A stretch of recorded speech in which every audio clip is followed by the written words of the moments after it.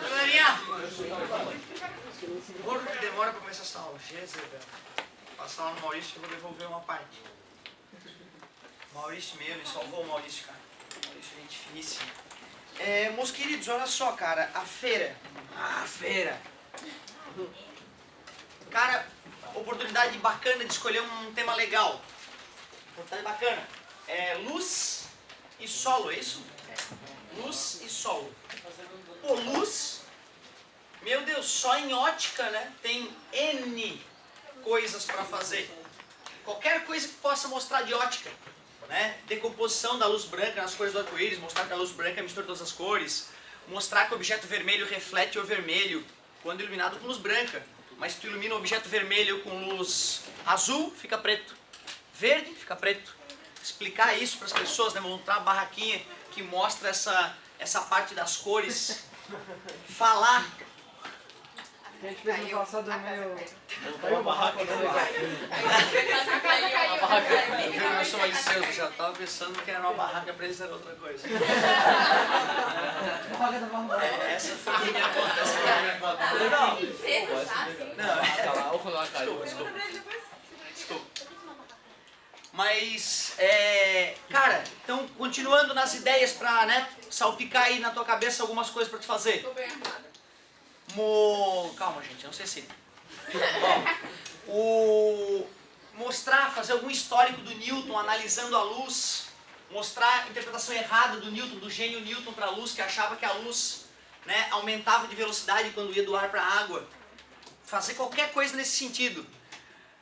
Fazer algum experimento de refração, fazer a luz sair do ar e entrar no aquário com água, usar um laserzinho lá de 99 para fazer isso, medir o ângulo de incidência, o ângulo de refração, algo que a gente vai fazer na teoria só no final do curso, mas a gente pode no apoio dar umas aulas de ótica, adiantar já umas aulas de ótica, para que a galera que vá usar ou reflexão, ou refração da luz, né, propagação retilínea, independência dos raios de luz, provar qualquer princípio da ótica geométrica, mostrar a lei Snell-Descartes, né, que é uma leizinha que a gente vai aprender sobre ótica, bem bonitinha a lei. Então imagina aqui, ó, ar e água.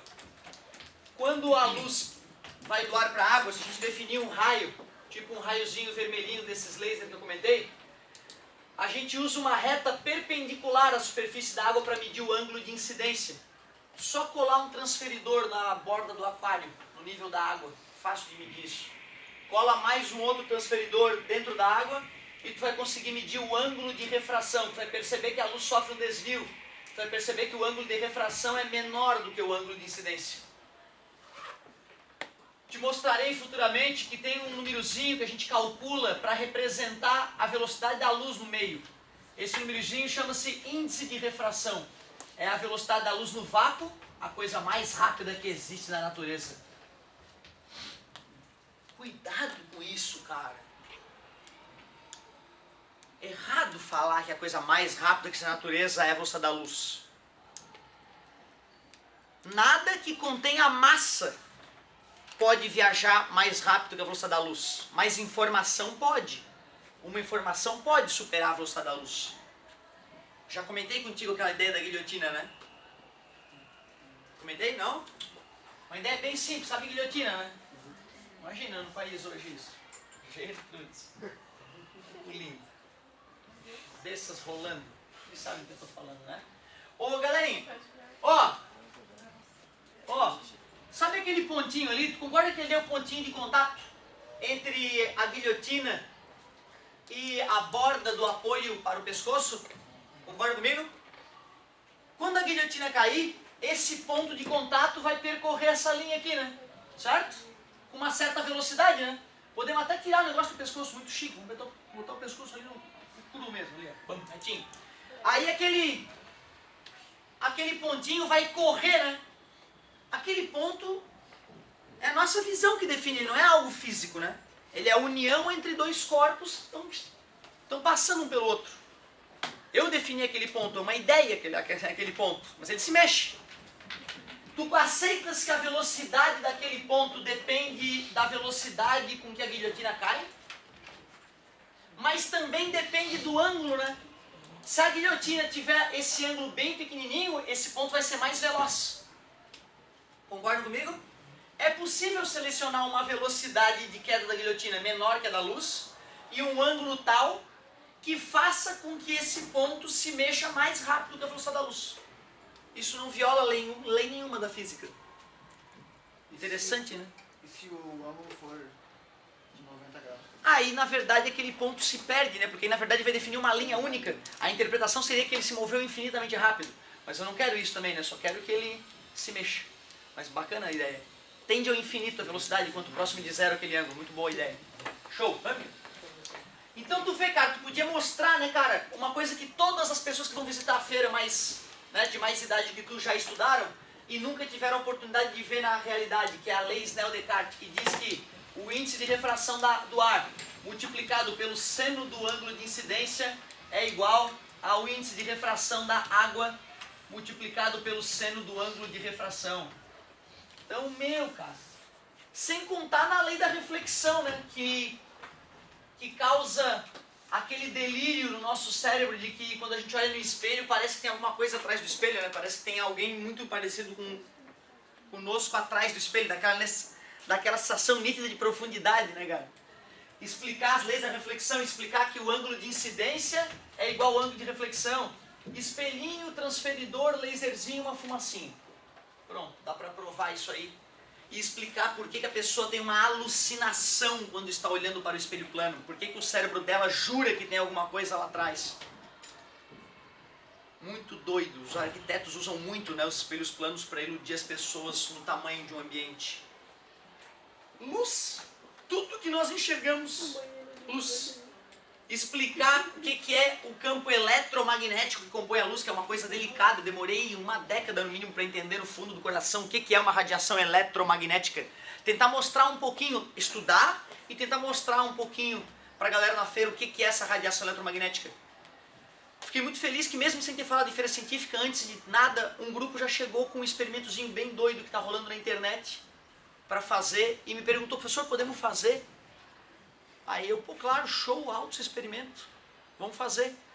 E como é que nós vamos conectar isso com a feira? Luz, campo eletromagnético, faz uma experiência com magnetismo, poxa, show de bola, mostra uma propriedade do magnetismo, mostra um dos componentes da luz, explicar, né, as várias radiações eletromagnéticas que existem, das ondas de rádio, os raios gama, e mostrar que a luz, na verdade, isso que a gente enxerga é só uma gota do todo. Tem muitas outras cores, frequências aqui agora nos atravessando, inclusive. Nós somos transparentes a uns tipos de luz que a gente não enxerga, chamadas de ondas de rádio. Ondas de rádio e luz é a mesma coisa. A única coisa que muda é que uma o campo eletromagnético saculeja mais rapidinho e a outra o campo eletromagnético oscila em menor frequência. Mas não dá pra ver, né? Não dá pra ver, a nossa retina não é sensível a ondas de rádio, que bom, porque aqui seria complicado de enxergar a quantidade de ondas de rádio que estão nos atravessando.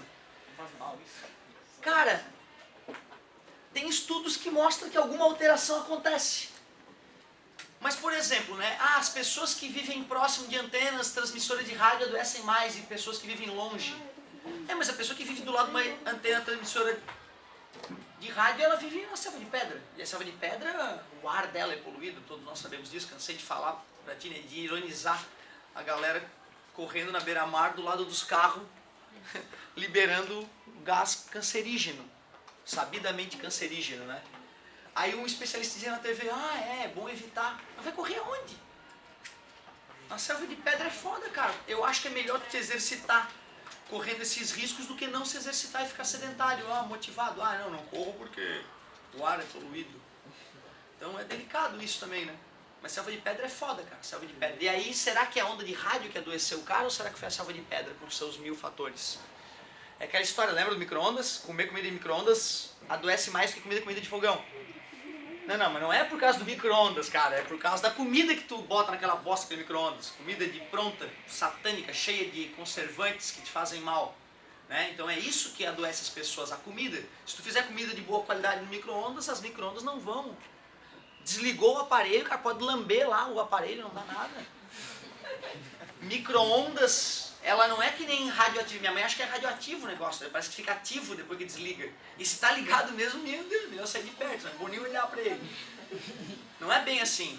O micro-ondas ele é seguro, ele é seguro. Mas assim, não vi ainda a galera fazer 100 anos usando micro-ondas, entendeu? Então tem um certo risco.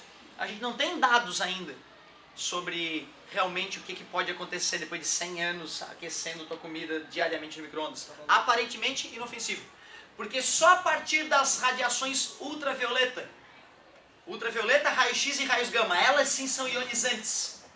Elas chegam com tanta energia no corpo que elas batem que elas podem ionizar. Ionizar é gerar um íon. Íon, átomo carregado, cátion ou ânion. Não é isso? Cátion. Porra, tu arrancou um elétron do cara. Imagina a energia da radiação para bater no átomo e arrancar um elétron dele. Efeito fotoelétrico. Einstein explicou. Cara, então tu pode pegar a luz, explicar o efeito fotoelétrico da luz, mostrar que a luz se comporta às vezes como uma baguinha, às vezes como uma onda oscilante, ela tem um comportamento dual, ela é as duas coisas ao mesmo tempo, algo difícil de compreender. Qualquer coisa que tu apresente ao grande público, que na maioria do caso, né, ignora os conhecimentos básicos sobre ótica, sobre luz, vai ser show, vai deixar as pessoas entendendo um pouco melhor a natureza, e tu mesmo, né? Vai ter que dar uma estudadinha, que é o grande problema, né, cara? A gente tem que botar a bunda na cadeira e estudar a matéria. Eu vejo a galera preparando às vezes o stand e tal, mas vem meio crudo o conhecimento, né? De ler um livro, ler outro livro, e me perguntar, pessoal, o que esse cara quer dizer a respeito disso? Né? Então é uma coisa que é um desafio bem interessante. Agora, ó, não falta coisas para tu analisar. Miragens, arco-íris, explicar o arco-íris, tem um monte de leis óticas dentro do arco-íris, explicar por que o sol é azul. O sol é azul. Por que o céu é azul? Por que o céu é azul? Por que a luz do sol, apesar de amarela, é chamada de branca tecnicamente, por conter todas as frequências? Cara, luz, pura física, infinitas possibilidades. Pode, por exemplo, atacar na parte de campo elétrico, explicar o que é campo elétrico, já que tem grupo que vai trabalhar a parte do campo magnético. Para que a pessoa, entendendo um pouco de campo elétrico e de campo magnético, tenha uma esperança de entender o que é campo eletromagnético. Eletromagnetismo, putz, um monte de experiência legal de explicar que uma carga elétrica oscilante gera um campo eletromagnético oscilante. E aí é assim que gera onda de rádio, tu pega um pedaço de fio e faz os elétrons ir e voltar, ir e voltar, ir e voltar. Aí ela emite ondas de rádio. Aí tu pega um fio igual a esse que gerou a onda, bota do outro lado do oceano, e ele está no ar, e nele vai surgir uma corrente elétrica. Vem. Caraca! Um pedaço de fio assim, ó, lá do outro lado do mundo. Aí um sujeito pega um pedaço de fio aqui no Brasil, e sacode elétrons nele. Gera uma onda eletromagnética, bate na atmosfera, bate na água do oceano, bate na atmosfera, bate na água do oceano, bate na antena que está no ar, conectada à tomada, professor? Não, no ar. E aí, tu vê que naquela corrente surge um sinal igual ao que eu fiz aqui no Brasil. Na velocidade da luz. Porra, é show. Só que eu sei que em 2015, na vida que vocês levam, é difícil se emocionar, né? Tudo uma merda. Física é uma merda, isso é uma merda. Que pena! Eu acho um tesão. Se tu tentar mostrar um pouquinho disso pra alguém, com vontade, com energia, com o mínimo de qualidade, vai ser até legal. Tem alguma maneira de provar se a cor que tipo, tu enxerga é outra cor que eu enxergo? Nenhuma. Como é que eu vou saber se o vermelho que tu enxerga é igual ao meu? Cara, mas uma vez eu vi uma reportagem que eu fiquei apavorado. Eu não imaginava o mundo das cores como é técnico. Tem uma empresa, né, multinacional que é especialista nisso, em cores. Tu pode patentear a tua cor. A quantidade de tons são infinitos, né? Então o cara vai lá e cria o vermelho, paixão, doida. E aí batiza para a marca dele, não pode mais usar aquele tom. Eu esqueço o nome dessa empresa. Empresa famosa, famosíssima. Então tu vê, né, cara, hoje tem empresa especializada em criar cor para tua imagem. Aquela cor vai ser da tua marca. Eu tenho uma cor, tu não pode usar essa cor. Tu pintou tua casa, essa cor eu patentei, ela é minha. Que loucura, né, bicho? Chega até a parecer um pouco de invasão, né? Eu posso pintar minha casa da cor que eu quiser. Se coincidiu com a tua, o problema é teu. E eu não enxergo essa cor que tu tá dizendo, né? Não tem como provar. Porém, esses técnicos em cores, cara, eles são treinados diariamente. Eles pegam lá vários tons de roxo. numa escala tal. E o cara tem que ir lá, pegar aquelas cores embaralhadas e botar na ordem certa. Ele faz esses treinos às vezes diariamente para aguçar a capacidade dele de distinguir tons. Pô, jamais imaginei que tivesse toda essa técnica por trás das cores, né? É muito além da física, é uma arte, né? É uma arte treinar o teu olho para padrões de cores. Vai dizer que um olha exatamente do mesmo jeito que o outro, né? Eu acho até provável que não. O daltonismo pode ser só uma situação que exacerba essa diferença, né? Eu acho que pode ser que o nosso sistema não é idêntico. O meu vermelho não deve ser idêntico ao teu. Acredito que não é nenhum absurdo falar isso. Bom, luz, hein? Jezebel. Agora solo não tem nada a ver com física. Solo. Planeta Terra. Aí aqui tem uma camadinha fina. Né? Uma camadinha fina que é o solo. Aquilo ali, física, nada a ver, né? Claro que nós não vamos nem comentar que o solo é feito de átomos, né? E que a física e a química estudam os átomos, né? Com seus prótons, núcleos, elétrons. E que o ser humano doente que tabelou os elementos químicos na tabela periódica. E que é pura física, né? Campos eletromagnéticos. Tudo emite radiação infravermelho o tempo todo. Basta estar acima do 0 Kelvin. Claro, carga elétrica em movimento é o que compõe o átomo. Poxa, fazendo um estudo químico do solo, meu Deus, quanta coisa dá para discutir. E por favor, alguém tem que abraçar a causa dos agrotóxicos, né? Que é uma coisa que no Brasil, campeão mundial de uso de agrotóxicos, está gerando problemas em outros lugares do mundo já com esses contaminantes usados no solo. E aí, cara, a chuva cai no solo, leva esses produtos para o lençol freático, temos filtração, né? Acidificação das águas. Ah, professor, mas ele puxa muito mais para a química, eu concordo, mas também tem o problema da compactação do solo, né? A compactação do solo é um problema grave. Quando tu começa a usar muito o solo, o maquinário pesado vai passando por cima do solo e vai deixando ele compactado, o ar não entra. E estudar compactação é estudar a pressão que se faz no solo, né? Pressão, força sobre área, certo? A nossa querida hidrostática, certo? Pode ser aplicada nesse caso. Cara, como eu queria que você tivesse ido na Unisul. Os caras da engenharia civil, o técnico do laboratório deu um banho.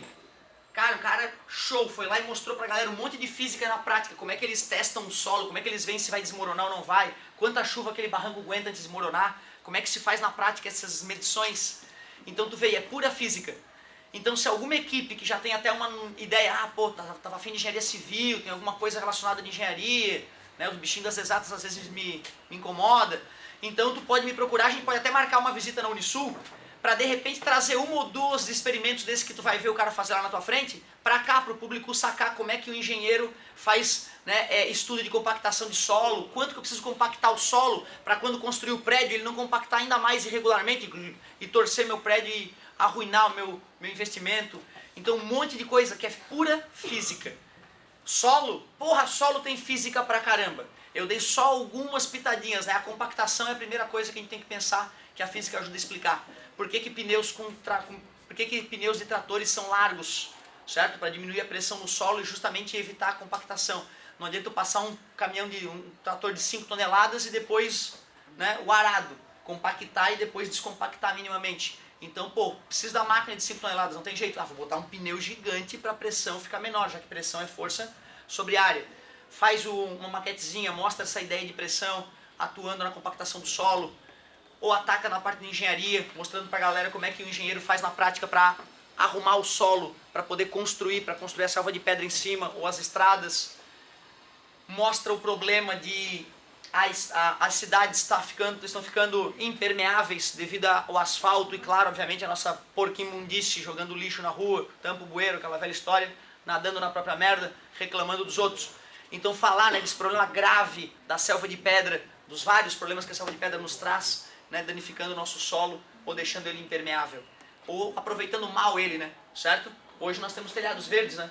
Quanto telhado aí que podia ter coisa plantada que nem sempre é uma cobertura do milionário, né? Certo?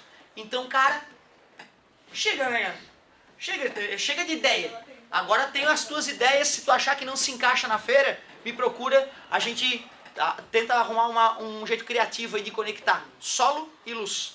Certo? Agora é contigo, meu querido.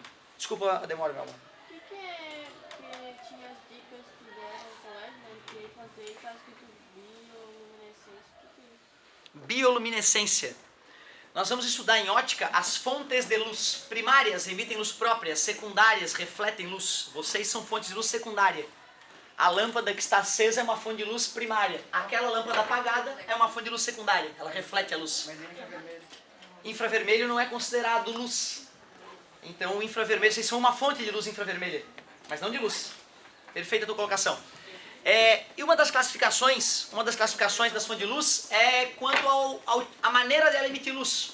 Tem as incandescentes, que emitem luz devido a alta temperatura, como aquela lâmpada proibidona agora, que esquentava pra caramba. E tem as fontes de luz luminescentes, que emitem luz a baixa temperatura. Dentro dessa fonte de luz luminescente tem 4 tipos básicos. Fluorescente, que emite luz enquanto estimulada. Se eu corto a corrente elétrica, que é o estímulo, acaba a luz. Tem a fosforescente, que são aqueles adesivinhos que os meus pais colaram no teto do meu quarto. Ah, Via Láctea surgiu. E por que brilha? Brilha porque a luz carrega quimicamente esses adesivos, e aí quando a luz apaga do teu quarto, tu enxerga aquele brilho, que já existia. Então tu vê o adesivinho, ele está brilhando no claro, tu só não enxerga o brilho dele, que nem as estrelas estão brilhando agora no céu, e nós não enxergamos porque a luz do nosso Sol, a nossa estrela próxima, é muito mais forte. Tudo bem para vocês? Essa fonte de luz chama-se fosforescente. E no que ela difere da fluorescente? Que ela continua brilhando mesmo após o estímulo. Qual era o estímulo para o adesivo brilhar? A luz ambiente, que carregava quimicamente, certo? Suas moléculas, que já começavam a brilhar na hora. Ficou armazenado um pouco de energia química. Quando a luz ambiente se foi, quando a noite chegou, desligou a luz do quarto, a luz que carrega o adesivo parou de atuar. Mas ele continua emanando o seu brilho. Claro que uma hora esse brilho vai acabar, né? Quando a energia química se esgotar, certo? Ele continuou emitindo luz depois que o estímulo se foi. Fosforescência é o nome dessa propriedade. Vocês já viram que às vezes a gente desliga a luz fluorescente e ela acaba tendo um período de fosforescência, que ela dá uma brilhadinha ainda? Certo? Às vezes pode ser a ligação feita erradamente, mas pode ser o próprio campo eletromagnético da Terra variando, ventos solares gerando pequenas diferenças de potencial na atmosfera e fazendo o gás, a baixa pressão da lâmpada brilhar um pouquinho. Então pode ser um efeito natural mesmo. Já ouviram falar em aurora boreal? Né? Gases nas alturas têm menor pressão. Concorda comigo? Estudamos isso, fizemos umas continhas inclusive. Então lá nas alturas, perto dos polos, onde o vento solar, partículas carregadas de alta energia atingem a atmosfera terrestre, funciona como uma lâmpada dessa, dá uma brilhadinha, aurora boreal. É luz, hein? Fenômeno bonito para ser explicado também. Explicar os ventos solares, explicar o perigo dos ventos solares que poderia causar um problema se o Sol aumentar um pouquinho a sua intensidade. Mais uma coisa legal para discutir na feira. Tem disso nos interruptores da luz das luzes? Sim, para poder... Isso aí. E não é porque ele está ligado na energia, não. Mesmo quando tu vai comprar ele desligado de qualquer coisa, ele já brilharia no escuro. Então aquele interruptor ele é fosforescente para que a gente enxergue ele no escuro, né? Certo? Bora, valeu. Legal. Tá uma porcaria essa aula, né? Eu sei.